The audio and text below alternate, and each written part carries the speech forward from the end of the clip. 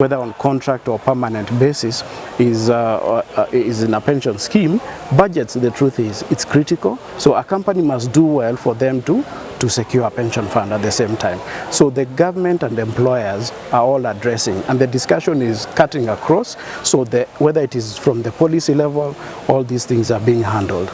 I can tell you this, the national policy has also been in discussion. And I know the Retirement Benefits Authority, the government, all these parties are all involved. And even the private sector ourselves. We've contributed into the national policy that is being amended, being prepared, and it's almost ready, just like the Retirement Benefits Authority has briefed us. And this is to say that within that, there's an embedded discussion on how to make contributions mandatory. And the good thing is that everyone is being taken together. Currently, the mandatory contribution rate to the National Social Security Fund is still at 200 shillings. I think there is still a discussion which I don't want to comment on the NSSF Act of 2013 in terms of improving the contributions to the NSSF.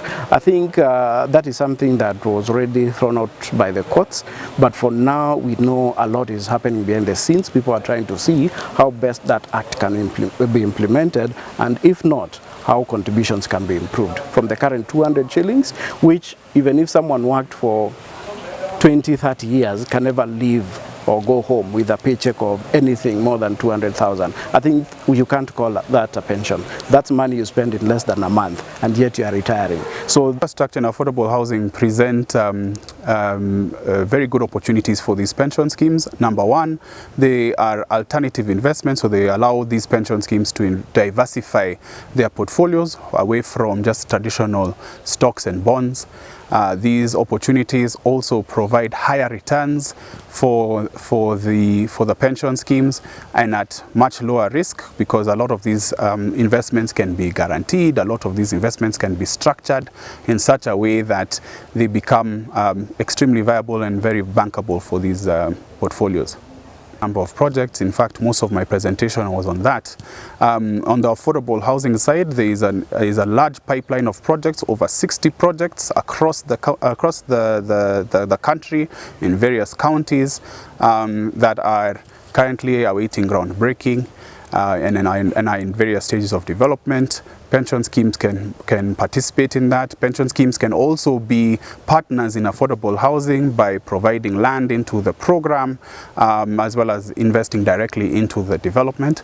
And in terms of infrastructure, I showed that there is a great need for greater infrastructure development in our country, in terms of roads, in terms of energy, in terms of ICT and technology and the likes. The opportunities are very wide.